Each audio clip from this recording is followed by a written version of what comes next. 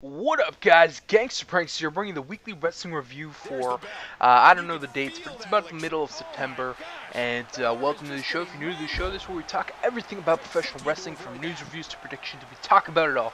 So if you're a fan of professional wrestling, welcome to the show.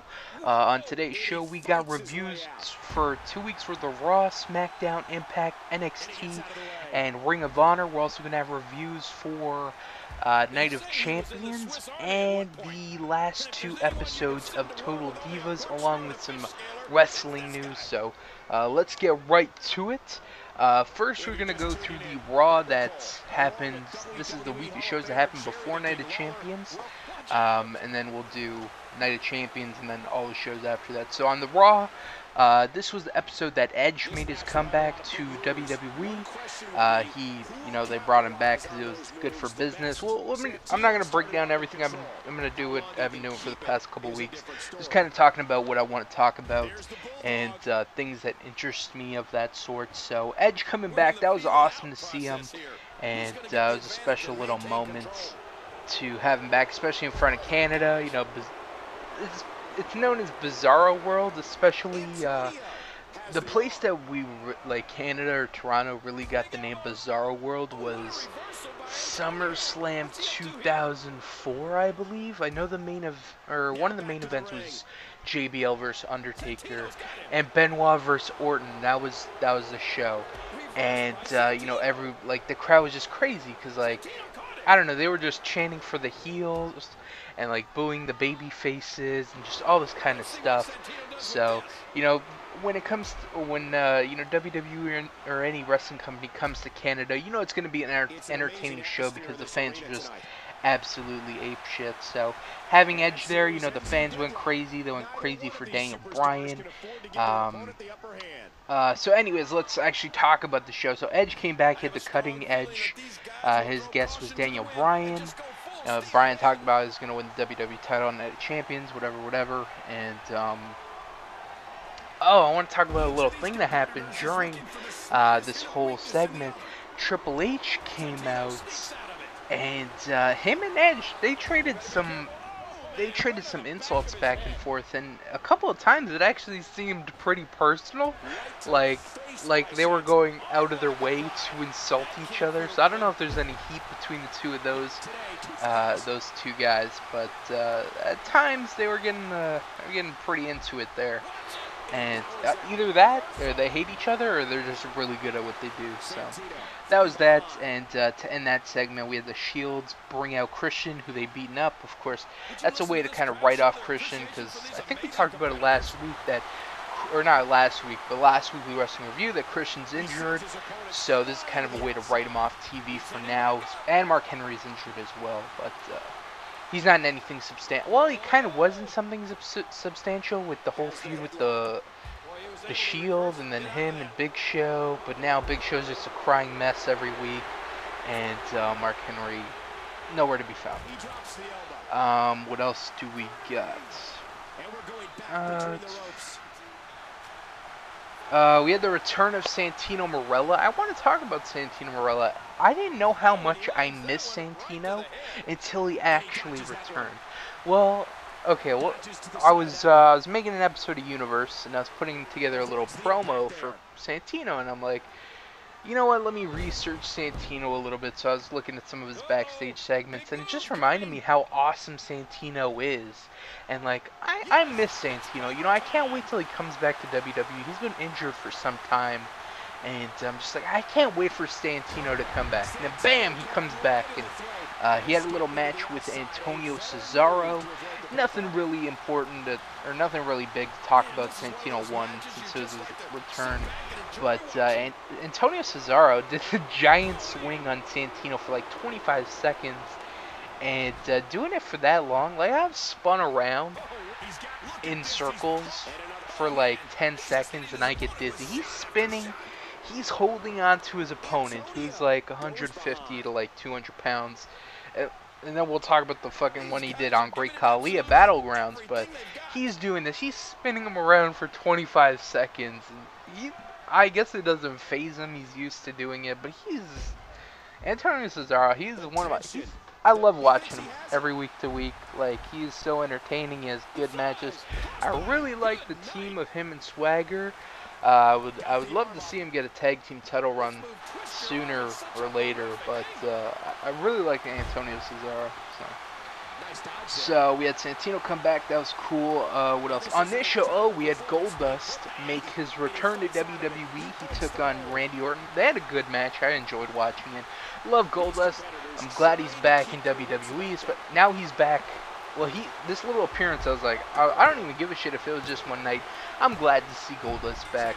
I love Goldust, one of my favorite characters ever in professional wrestling. So to see him come back and then be involved in a pretty big angle, you know, with the whole, I don't even know what to call them, the whole Triple H regime. I want to kind of call them the Corporation. I'll just call them the Corporation.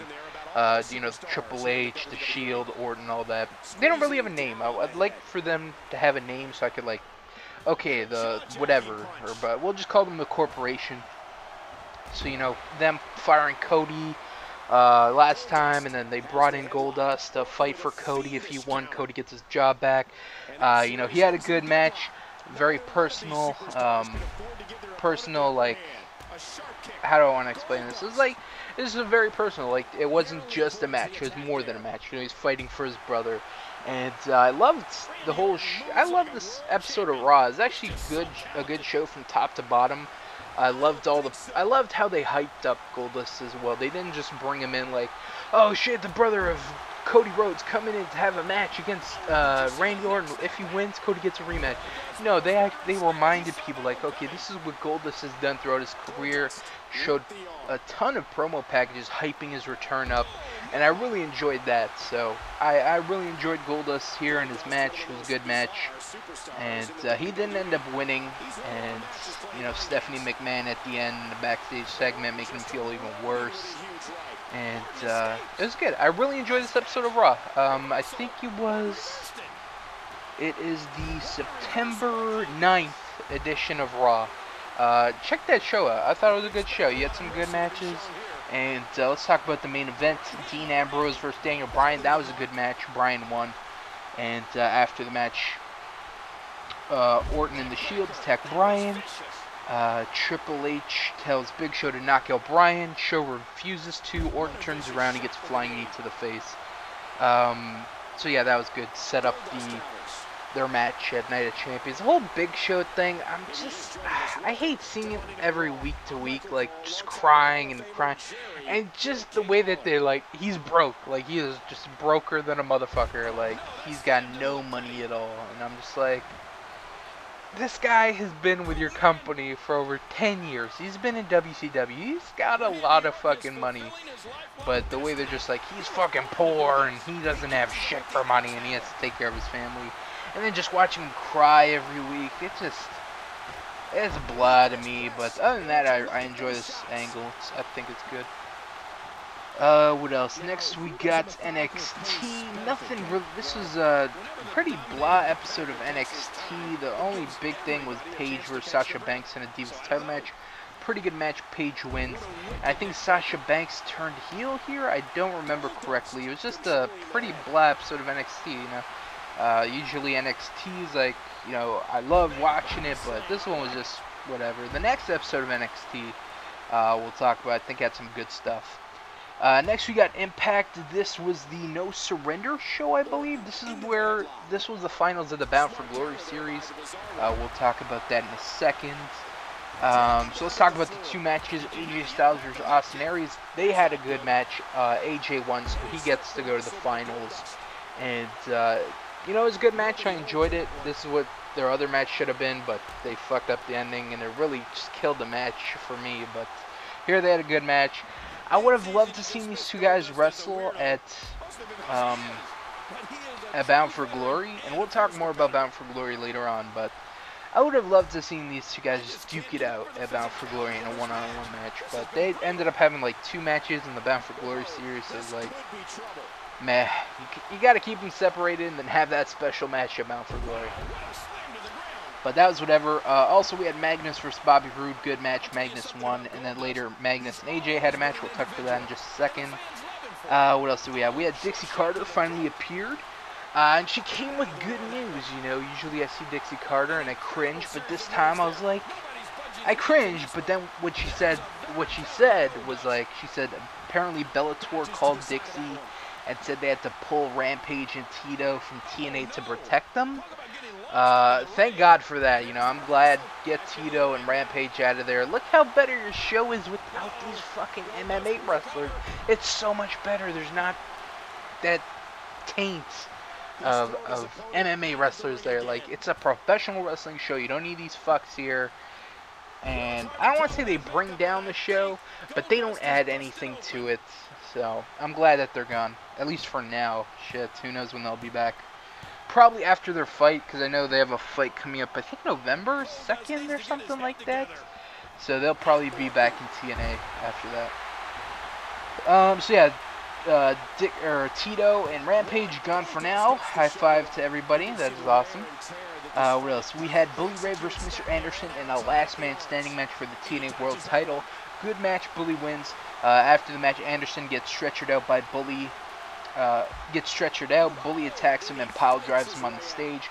We'll be talking more about Mr. Anderson in the news section, about how he is no longer a part of TNA along with somebody else, which again we'll talk about in the news section.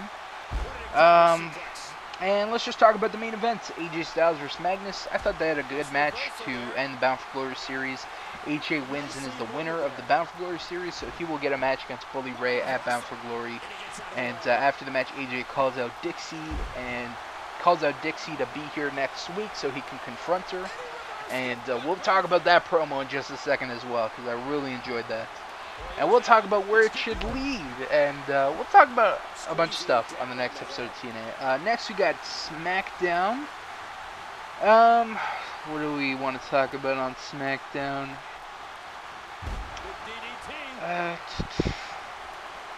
Nothing really. This was just more hype for Night of Champions. Nothing substantial happened here. Nothing big. So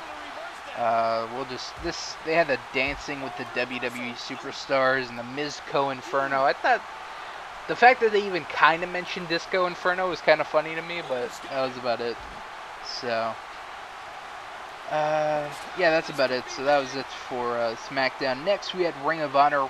Both the Ring of Honor shows was just showing more of the tournament matches that happened from All-Star Extravaganza 5. We'll also be talking about Ring of Honor Death Before Dishonor 11, I think. I think it's 11. But I actually did not get to watch that pay-per-view. I couldn't find it anywhere online, so I wasn't able to watch it. And it's sad to say that Go Fight Live offered Death Before Dishonor for free, at least for one night. They're like, you know what, we're going to give it up for free for all the fans, because in the past, Ring of Honor used Go Fight Live as their website to air their pay-per-views, and they would stream the pay-per-views, but with so many issues, Ring of Honor was like, you know what, we are going to take our business somewhere else. So they took their business, I think, to their own website, but they ended up still having issues. So then Go Fight Live approached Ring of Honor and was like, you know, we fixed some stuff, and we got I believe they had a new system that they wanted to implement. So they had this whole pay-per-view they were going to give it free for that night only. And if you got to watch it, good for you, but you barely got to watch pay-per-view. Because, of course, you know, what's the Ring of Honor pay-per-view without issues? And there was a lot of issues. I believe fans couldn't even see the main event and see whoever got crowned Ring of Honor World Champion, which ended up being Adam Cole. And that sucked. But you know what? You didn't pay any money. You got to watch for free. So, but the people that did watch it, hopefully they didn't experience any issue. They probably did, but hopefully they got a refund or some sort. But you know, that sucks to hear that Ring of Honor is still having pay-per-view issues. Like, this is, God, I don't know. You'd think by now they'd fix it, because this has been going on for like a year and a half. They have pay-per-view issues all the time, so that sucks. But, you know, enough about that. Next, we got Night of Champions, and overall, I'd have to say that Night of Champions was a bit of a disappointment. I didn't think it was a very good show. It just, there was a couple good matches, but overall, it was just like some dumb stuff on the show. Some matches sucked. And some matches didn't get enough time, so we'll talk about that. So first match, we had the pre-show match, the Tag Team Turmoil match. It was a pretty good way to start the show. The Primetime players won, so they ended up getting a Tag Team title shot later in the night. One thing I actually want to talk about is I don't think they should have been the pre-show match.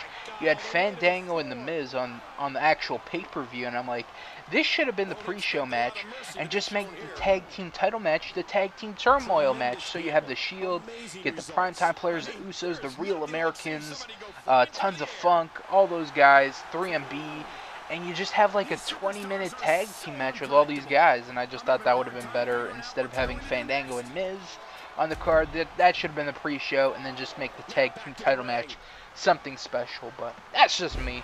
So anyways, that was the start of the show. To start out the show, we had Triple H come out and say the main event will have no interference, and if anyone interferes, I don't know, there's some stipulation like that. Paul Heyman and Curtis Axel come out and ask Triple H to cancel the handicap match. Triple H mocks Curtis Axel. Axel offends Triple H. Triple H says Axel will have to defend his IC title right now. Triple H picked Kofi Kingston. So the first match of the show, Kofi Kingston versus Curtis Axel in an IC title match. Good match. Axel wins. I was actually expecting him to lose the title, and then kind of build up, like lose the title to Kofi. He gets angry, you know. He just he's in a different mind state. You know, he lost his IC title. He still has this big match later on tonight with CM Punk, and it kind of had all this rage build up and like take it out on CM Punk. But he ended up retaining his title, which I think is the best move in the end. But I don't know, it was whatever. Also, the Triple H thing to start this show, it's kind of like, it was kind of dumb, because like the whole way this segment was portrayed was like, okay, we all know Triple H is a heel, but in this segment, he was like a baby face, and I don't know, it was whatever, but I just thought it was a dumb way to start the show. So we had the IC title match. Next, we have a 4-way for the Divas title. AJ, Naomi, Natalya, and Brie Bella on a 4-way match for AJ's Divas title. This match was pretty bad. It was pretty, I don't know, man. It's just like they messed up a bunch of spots near the end. It was just a terrible train wreck to watch, and was not entertaining to watch at all. So I had a blah match. AJ won. She retained her title, so that was alright. Next, we got RVD versus Alberto Del Rio for the World Heavyweight title. Good match, but really dumb finish. So RVD won by DQ after Alberto Del Rio did not want to relinquish. He didn't want to let go of his cross arm breaker, and while RVD held the rope, so the ref had to DQ him because he counted to 5. And I was just like, this is such a dumb finish. Like, you could have, like, this is what I've been saying from the beginning. Have Ricardo Rodriguez turn on RVD and help Del Rio. That sets up the rematch, because Ricardo screwed RVD, and then he's got to get another shot at Del Rio, and maybe a no DQ match, so Ricardo can maybe a steel cage match at Battlegrounds, but they didn't end up doing that. Just Del Rio got himself disqualified. I thought it was really stupid, and but other than that, it was a pretty good match. I enjoyed it, but dumb finish. I really hated it. Next, we had Fandango versus The Miz. This is a pretty boring match, to be honest. It should have been on the pre-show. It should have no place on the main card. That's just my opinion, but it was an okay match. Miz wins. What else do we got? Next, we got CM Punk versus Paul Heyman and Curtis Axel in a handicap match. Pretty good match. Heyman wins after Ryback comes out and helps Heyman. So this was going pretty good. You know, you have Punk. He fights off Axel for like 10 minutes. They have a match. Punk eliminates Axel, and then he gets his hands on Heyman. And it was going well until you had Ryback come out, and then Ryback comes out, just takes...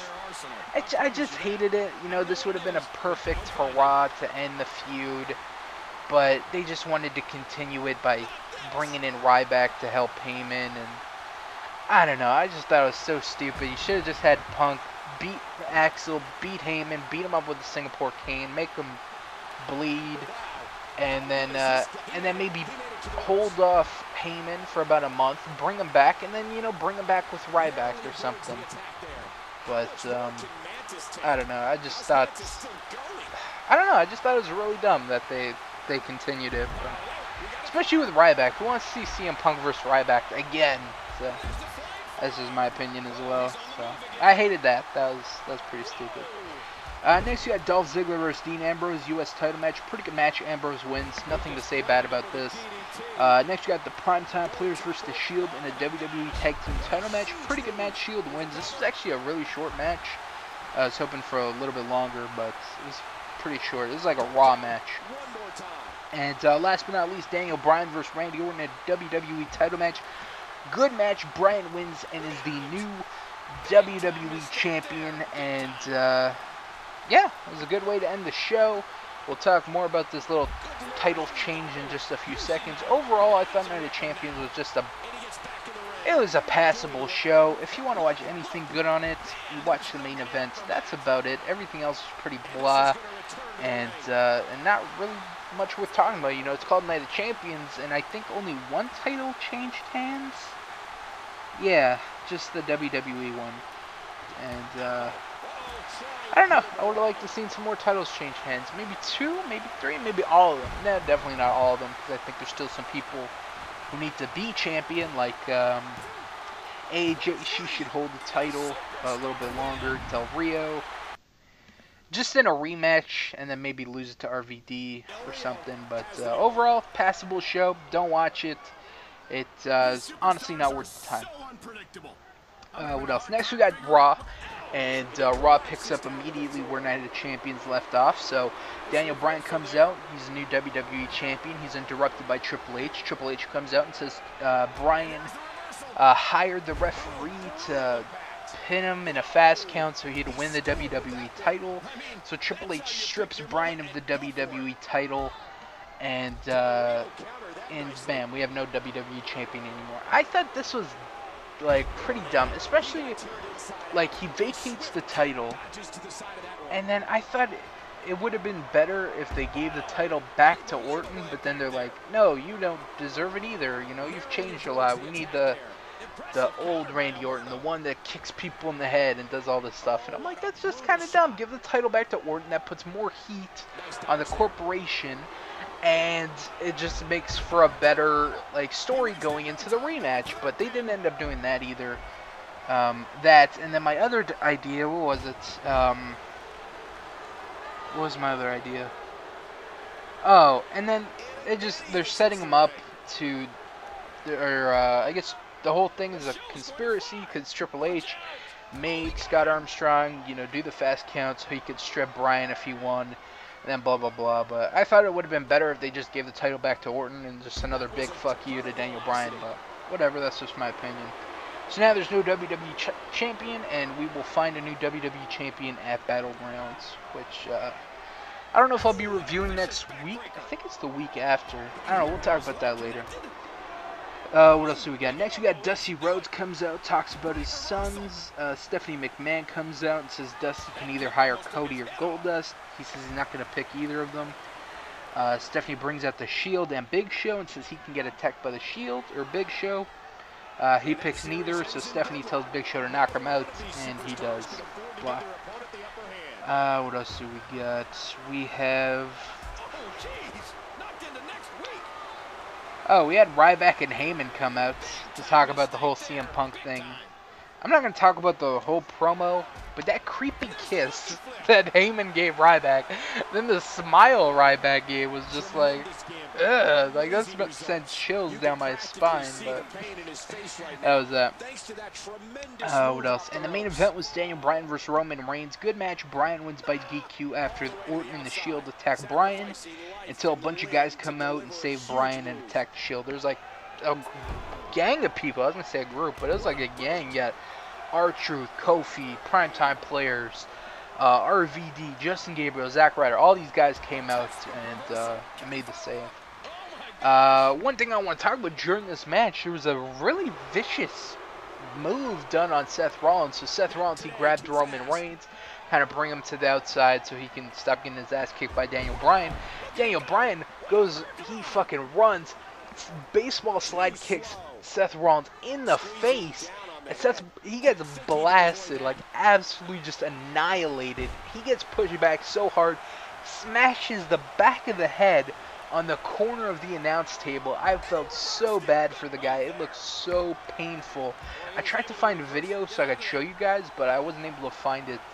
But if you can find it online, find the main event of Raw from September 16, Roman Reigns and Daniel Bryan. Oh, that vicious baseball slide to Seth Rollins. I felt so bad watching. I'm like, damn, that might have been a concussion, but I guess he's a really tough guy. He just walked it off. Or maybe it didn't hurt at all. Maybe I'm over-exaggerating, but it looked vicious. So, that was that. Next, we got NXT. This is actually a pretty good episode of NXT. First, we had Sami Zayn versus Kurt Hawkins. Pretty good match. Sami wins. This went really long. Way longer than it needed to be. So, yeah, that was good. Next, we got Aiden English debuting his new gimmick, the artsy singing gimmick. The guy can sing, but I'm just so used to this guy just getting absolutely dominated in job matches that now he's going to get a push, and he's going to sing every time he comes out, and I don't know. I got to see more before I can really, like, oh shit, this is good, or oh shit, this is terrible. So, for what it was this first night, it was alright. And the main event was Tyler Breeze, The Ascension, and Leo Kruger taking on Xavier Woods, Corey Graves, Adrian Neville, and CJ Parker in an 8-man tag match. It was a good match. Woods, Graves, Neville, and Park win. And just a nice main event to end the show. Just a nice episode of NXT in general. What else? Next we got Impact. Alright, so there's a couple things I wanted to talk about here. I want to talk about the Dixie AJ promo. I wanted to talk about Bound for Glory. We'll talk about Bound for Glory at the end of this Impact thing. So let me just pick and choose what I want to talk about. Alright, so it starts out with Magnus. He calls out Bobby Roode and Ego and all them because they attacked him during the main event of the finals of the Bound for Glory series. So he calls them out. They come out, attack Magnus. Samoa Joe and Sting make the save. And again, we'll talk more about that during Bound for Glory. Next, we have Jeff Hardy versus Manik in a pretty good match. Hardy wins. After the match, Sabin attacks Manik. Now, I hate the direction that they're going in with Chris Sabin right now. Like, it kind of makes sense and it doesn't. Like, first, he cashes in his X Division title to get a world title match. He wins the world title for 2 weeks, which he shouldn't have even won if they're just going to lose it in like 2 weeks back to Bully Ray. It made no sense to take the title off him, unless it would only make sense if they pushed him after that. You know, okay, he lost the not the NXT, I keep saying NXT, if he lost the TNA world title and then kind of was elevated to like the mid-card, like higher main events, then this would make sense. But he's just going back to the X Division, so it's such a worthless fact that he won the TNA World title that they didn't capitalize on anything. Like, look at Austin Aries. Like, you look at Austin Aries, he cashed in the X Division Championship, he won the TNA World title, now the guy's a main eventer in TNA. You had the same opportunity with Chris Sabin, but instead of putting him in that hierarchy in TNA, you just put him back in the X Division. So it just made his title win just so absolutely worthless and stupid that they shouldn't have even done it. It's really dumb. I just would have rather had him not win it at all. You know, now he's a heel and he's just angry at everybody because, I don't know, but I don't know, but he's taking his anger out on the wrong people, you know, just, I don't know, just putting him back in the X Division is so frustrating, because, like, okay, he's a former TNA World Champion now, do something with that, have him take, like, in my mind, the perfect opponent for Chris Sabin would be, like, a Jeff Hardy at Bound for Glory, because Jeff Hardy is a big opponent, and Chris Sabin, if he wants to take, if they want to push him as, you know, fine, make him a heel, whatever. He's upset that he lost his TNA World title. That's fine. but put him in a match that makes sense at fucking Bound for Glory. Put him in the ring with like a Jeff Hardy. Jeff Hardy, a very big name. If he beats Jeff Hardy, that only makes Chris Sabin bigger. But I don't know. You know, he's a heel. He's back in the X division. It's stupid. It doesn't make sense. That's just my opinion. Next, we had Mickey James versus ODB in the Knockouts title match. Pretty good match. ODB wins and is the new Knockouts champion. What else? Some stuff in the Aces and Eights. You know, the other members of Aces and Eights, Wes Briscoe, Garrett, and Nux, they all spoke their mind about Bully Ray and, you know, about Brooke Tessmacher and saying, you know, bros before hoes and shit like that. And, you know, some tension in Aces and Eights. Please finally end this angle. You are dragging it on so long. It's already dead. Like, the angle is dead. Why are you continuing it? They hate Bully Ray. Why are they still with him? It doesn't make any fucking sense. I don't know, but whatever. What else did we have? We had Sting, Magnus, Joe versus Bobby Roode, Kazarian, and Daniels. Good match. Ego wins. We'll talk more about these guys in just a second. And to end the show, we had the promo, AJ Styles. I'm actually going to break this down a lot, so give me a second. So AJ comes out and says, you know, I'm going to shorten down his promo a little bit.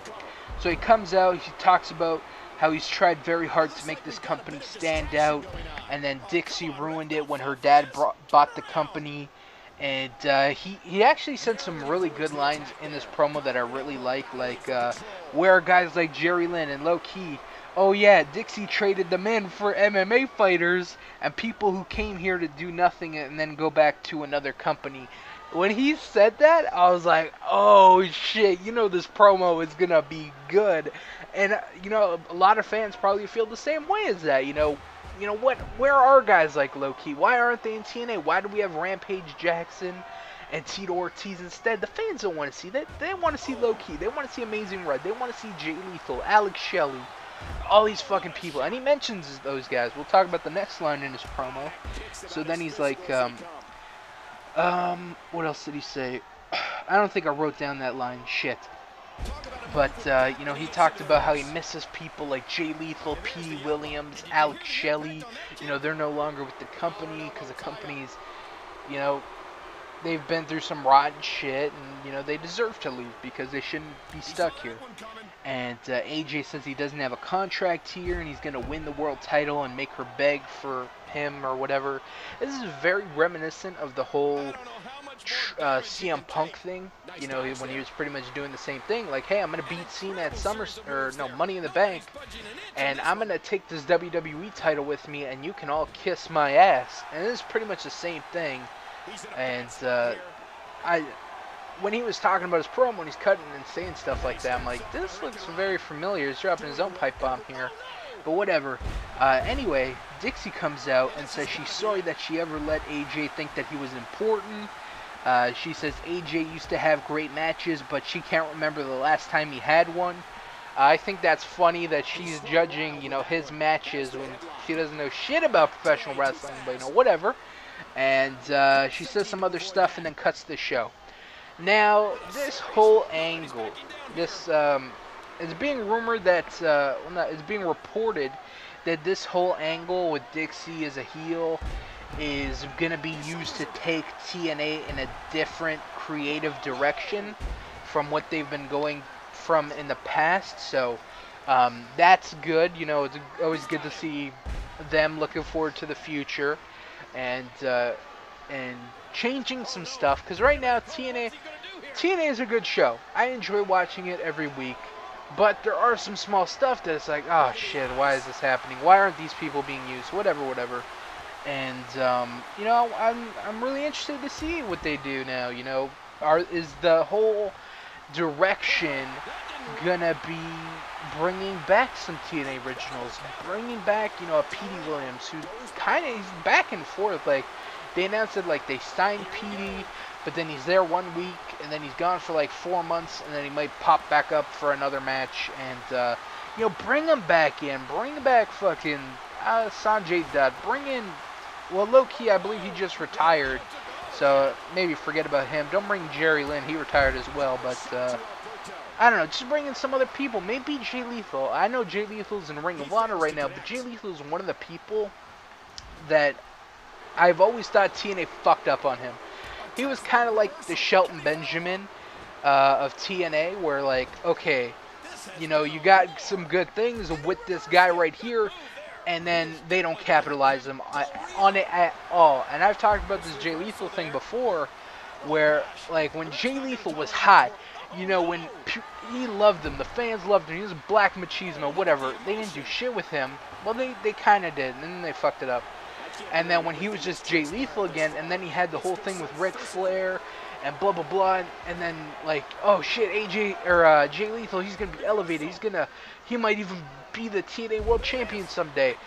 And then they just give him the X Division title, and then we don't see Jay Lethal for like 3 months, and then he loses the title and then released later. I'm like, you got such a good talent here. He's a talented wrestler. He's okay on the mic. He can get better. And this is just like one of the guys that's like TNA can use to. He's one of the future stars of their company, and they completely dropped the ball on him. And there's other guys that I feel that way, that TNA has done that, and I don't know. Hopefully that's the direction they go in. What else? So actually, let's actually talk about Bound for Glory. So Bound for Glory right now looks like shit. Let's be honest. It does not look like a very good pay-per-view.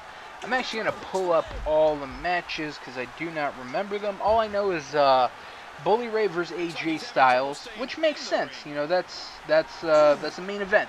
AJ won the Bound for Glory series. La-di-da-di-da. What else do we have? We have Magnus versus Sting. It seemed like they were going to be building towards Magnus versus Bobby Roode at Bound for Glory, but I guess Magnus turned heel on Sting or whatever, and now they're having a match at Bound for Glory. That seems stupid. Kurt Angle versus Bobby Roode.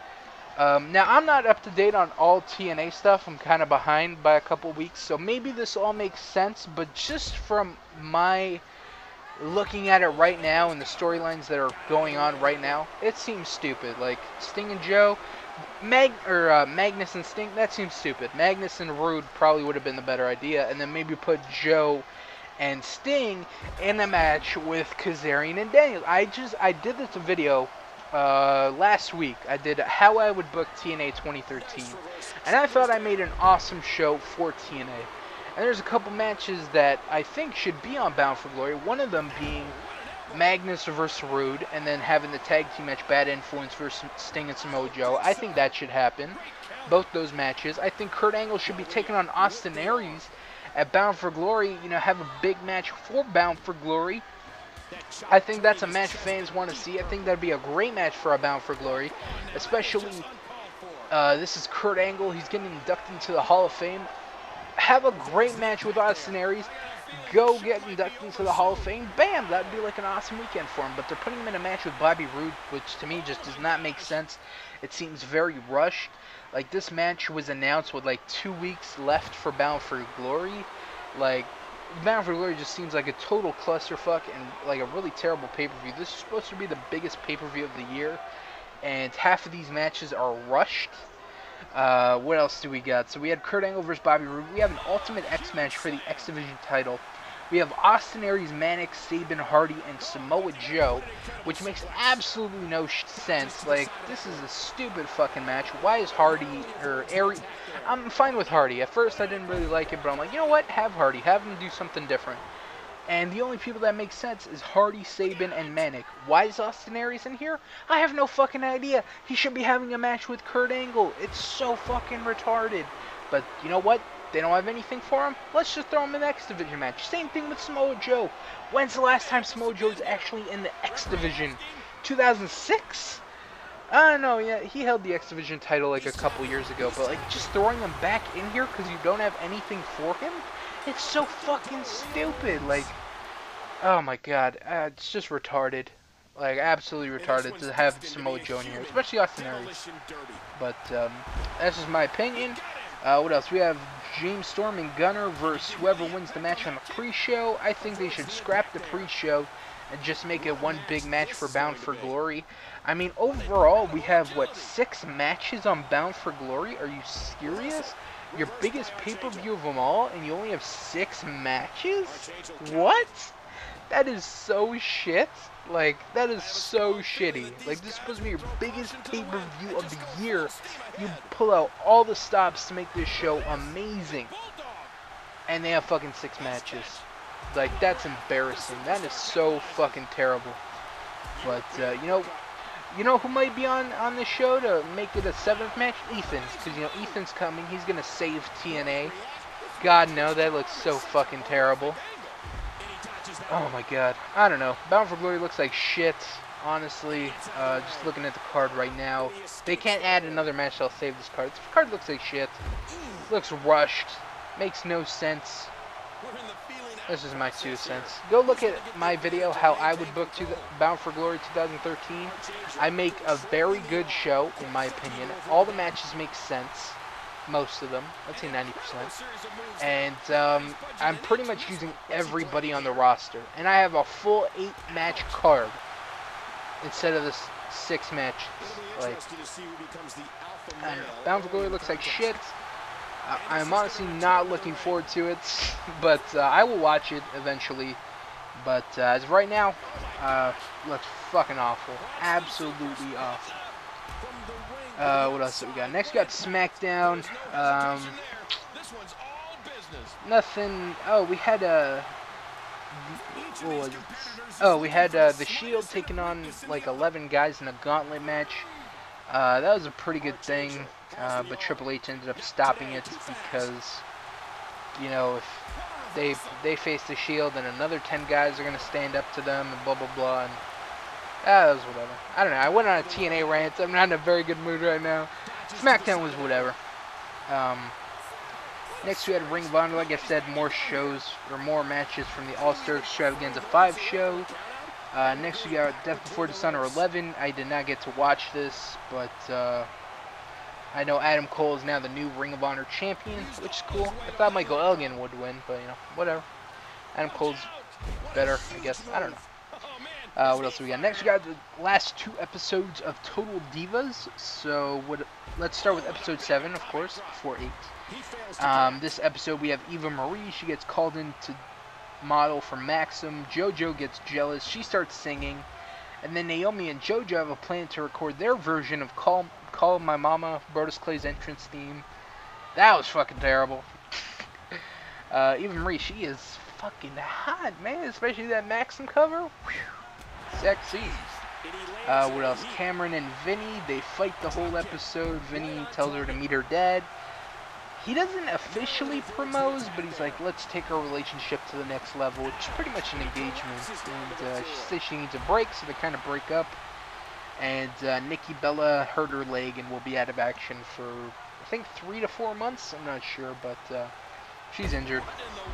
And then last but not least, the final episode. Not the final episode, but I believe it's the halfway point in the season. A lot of shows have been doing this recently, taking a break in the middle of a season, which makes no sense to me. Like, why would you take a break? I guess to kind of spread it out, but I don't know, just make more episodes of the show. But whatever. So this is episode 8. This is the halfway season 1 finale. So this was the episode where Natty and Tyson have their wedding. But before we get to that, so we had more tension between Eva and JoJo. I guess they're not friends anymore, but we'll have to wait and confirm that in the next season. Cameron gets sick, and then she ends up getting back together with Vinny. John Cena has a family get-together, so Nikki has to miss Natalia's wedding. Whatever, all that stuff, but the wedding. Let's talk about the wedding. Natalya and Tyson Kidd. They've been together for like 13 years, and they haven't gotten married yet, which I think is amazing. You've been together 13 years? That's incredible. Shit. But they finally got married. Jared showed up at the wedding. The guy who sent dick pics when they were in Las Vegas came to the wedding. And then Tyson got pissed, and then he's like, let's go talk outside. And a lot of people thought it was going to get physical. I didn't think it was going to get physical. Tyson doesn't seem like that kind of guy, but hey, they just talked it out, and he was kind of like, you know, what the fuck? You know, why are you talking to my girlfriend? So then he ended up going to fight Natty, and then they got into a huge argument before the wedding. and they ended up making up and they got married. And one thing I want to talk about, what made this episode absolutely amazing, was Damien Sandow announcing he officiated the wedding. Like, I thought it would have been amazing if he was actually the priest.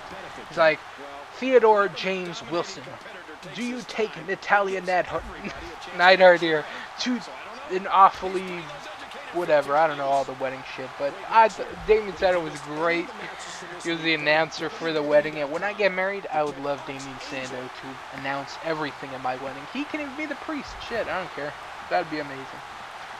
So, Total Divas is done for now. I believe it comes back in about a month, November 17th. And Season 2 looks pretty interesting.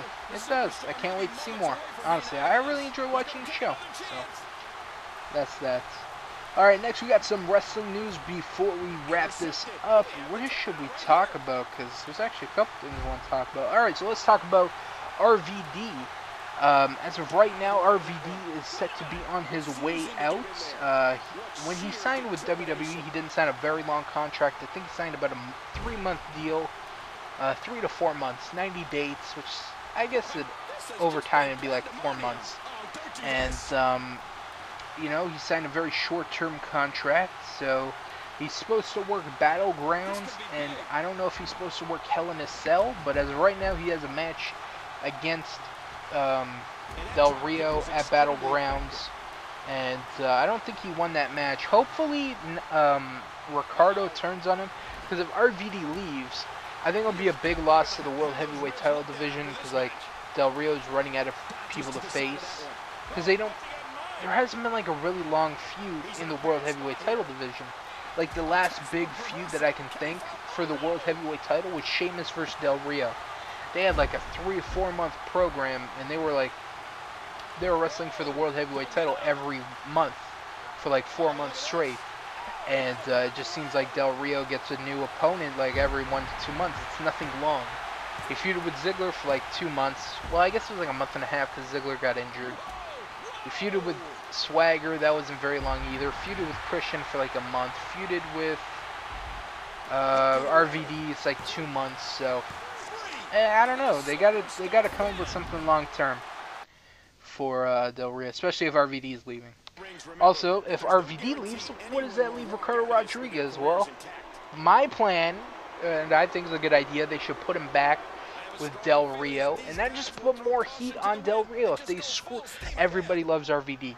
If they had Ricardo screw RVD and help Del Rio, that just puts more heat on them. It puts more the fans puts more sympathy on RVD, and I think that would have been the best solution or whatever.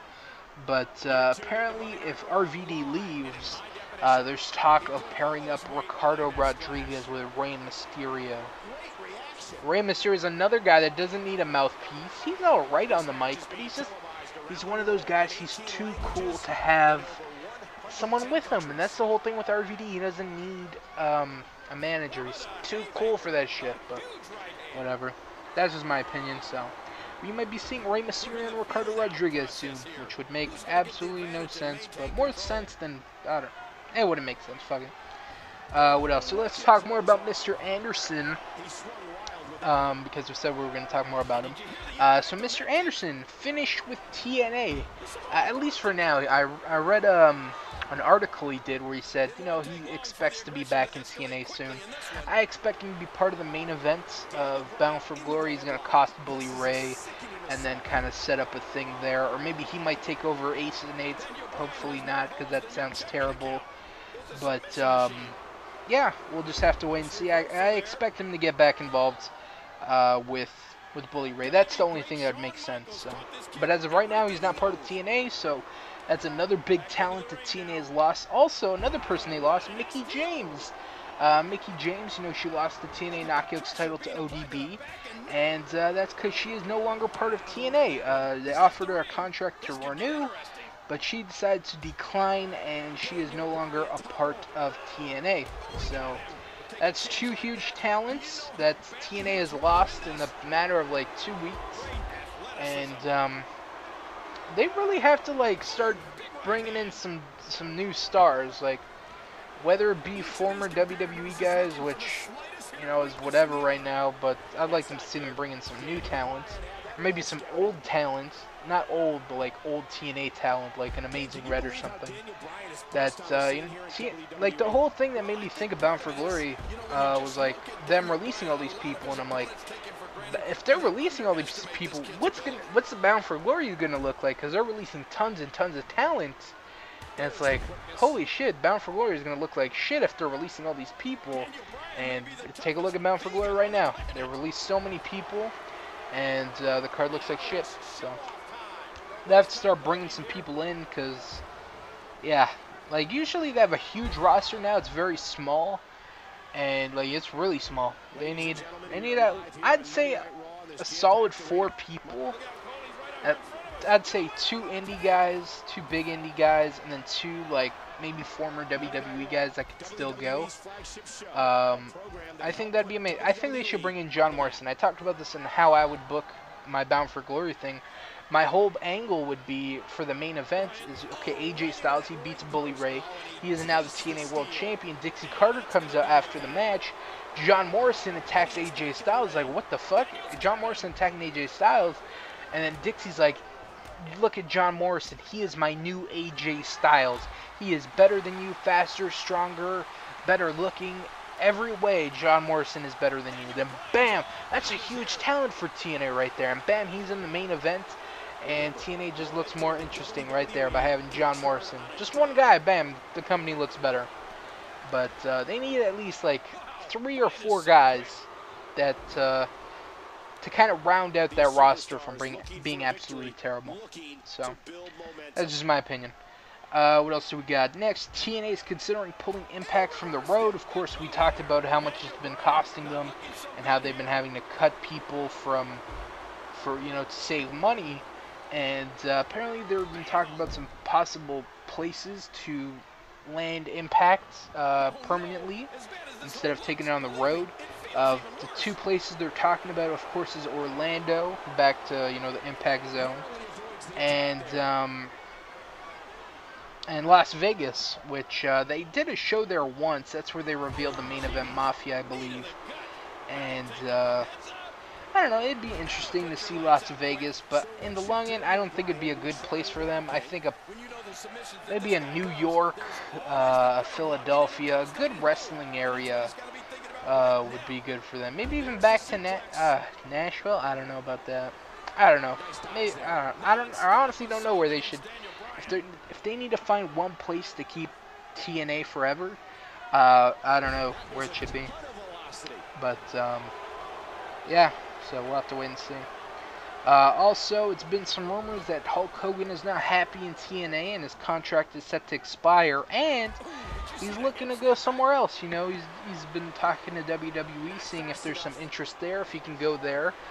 And if so, then he's gone from TNA, which honestly, I think he should leave TNA.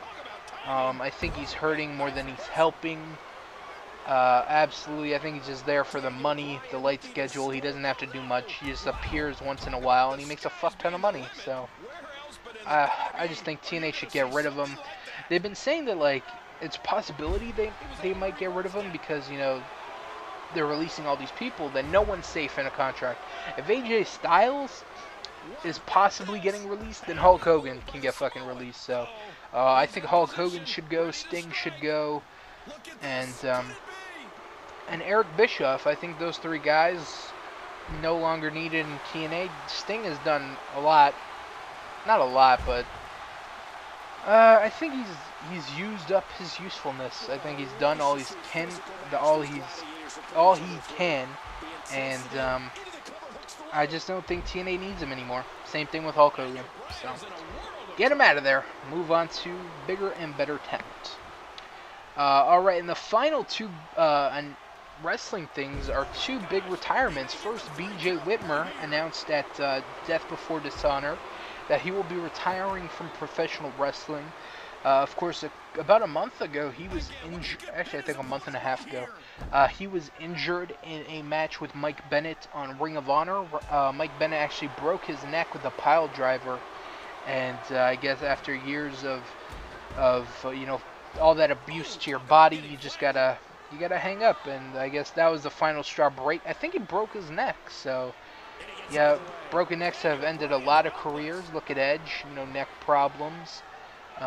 Kurt Angle, I don't know if he's still going, but he's had some neck injuries. And BJ Whitmer, he is no longer wrestling. He's retired.